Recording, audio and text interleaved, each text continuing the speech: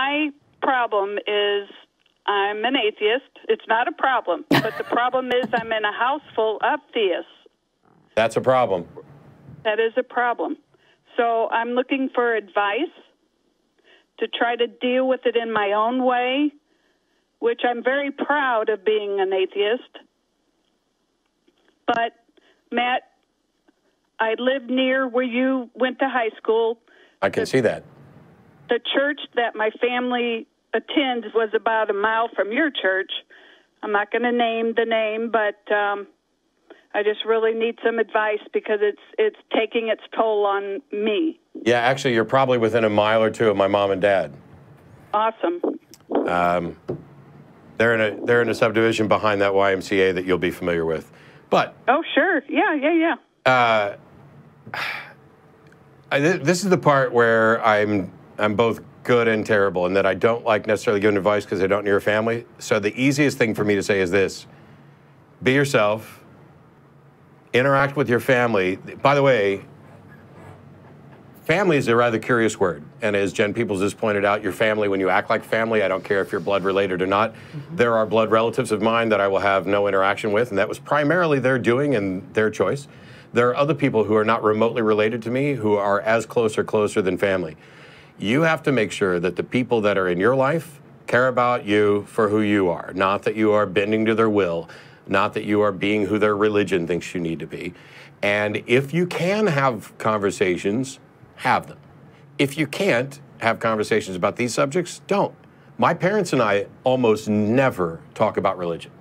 And it's because we've had that conversation, we know where each other's at, and all it does is ruin the interactions that we're going to have. And so if I want to have a good time with my family, which I do, we talk about other things, we do other things. They know what I'm doing.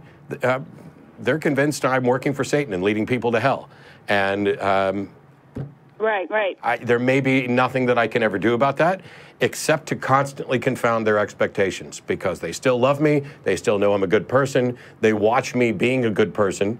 They watch me doing things that they think should be immoral, and hey, like Matt's preaching out against God, but yet he's talking about helping the homeless and all these, secular humanism, which we're kind of scared of secular humanism because that's kind of like the evil atheist baby-killing morality, except that it's not, because what they're really advocating for is liberty and freedom, which we support until God tells us we have to stop. You can't have too much freedom. We got to take some stuff away. It's more difficult for them than it is for me. Because I'm comfortable with me. And they're either going to be okay with me or they're not. And as sad as I would be if my parents stopped talking to me, which has happened to other people, I would eventually be just fine and would work to make my life as good as it can be. Because I will say this one little thing. I'm not going to go into detail. There's something going on. We'll just say I have a good friend who did some things and violated my trust to the point where I hated them for about 45 seconds. And then I realized, no matter what they've done, I'm not going to let them make me hate them. I'm going to be better than that, because hating them only hurts me.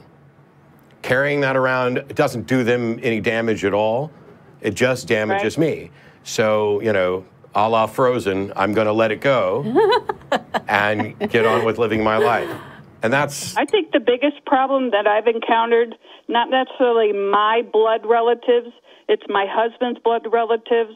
Even though he was born and raised here in St. Charles, his family is from southern Missouri, northern Arkansas, which is where my family's from.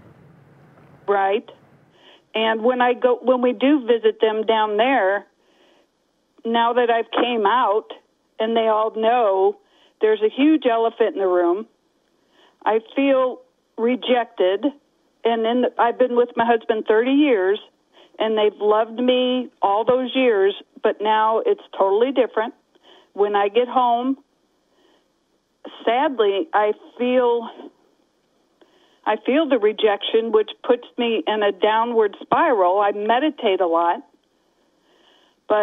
and they don't confront me verbally, but one of his relatives, she'll text me things, Proverbs, and different things in text, but when we're together, she never brings it up.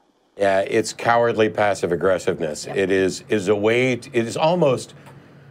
I've dubbed it love abuse in the past, because this happened to my wife quite a bit with some of her family members, where we just love you and we want you to come back to Jesus, and yet not interacting with her at all over a period of 4 years in any way other than that we want you to come back to Jesus thing.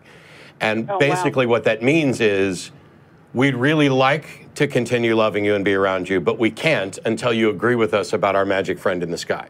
Yeah, it's holding the relationship hostage. And you have to recognize that this is their problem, that it is their religion that is forcing them into a position where they care more about it than they care about you.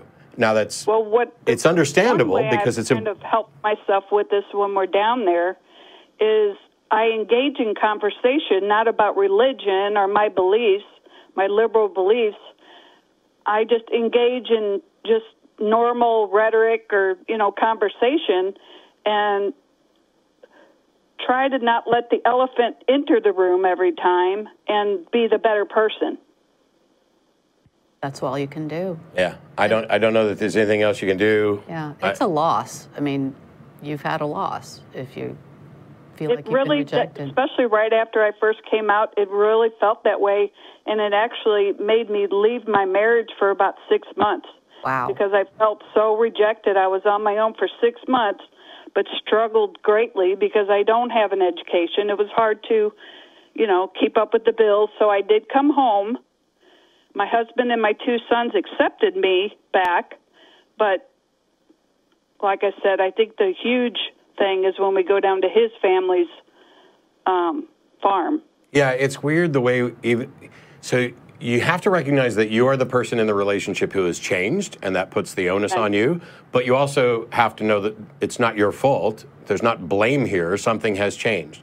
And so even the language that you use to describe it, which is perfectly normal, hey, my husband and my 2 sons, they took me back. No, you took them back. They were the ones who put you in a position where just because of who you are, you had to leave. And so I would say that you graciously agreed to try to overlook their bigotry because you care about them and you know that this is something that was done to them, not that they don't have any malice towards you. Their minds have been poisoned by a religion that won't let them accept you. And so you took them back. Right. Yep. Well, thank you for taking my call, Matt, and you're one of my heroes. Oh, well, thanks, Dyan. Stop having heroes. Your hero just told you to stop having heroes. We will all disappoint you at some point. Oh, that's okay. I hope to come to Austin sometime and see you guys. You bet. Love to see you. Thanks, Claire. Keep an eye on Facebook, because I'll be up in St. Peter's around probably Christmas again. And, well, if you need to detox from your family, we can go out and have a drink and just talk about how our relatives are talking about. That's the way to do it. Whatever. Yeah. Good luck, Dyan. So December? Yeah, somewhere around there. All right, babe. Have a good night. Thanks, Dyan. Bye. Bye-bye. Yeah, calls for home. So good. It's, I mean, literally, she's within like 2 miles of my folks. That's wild. Which is amazing how small the world is.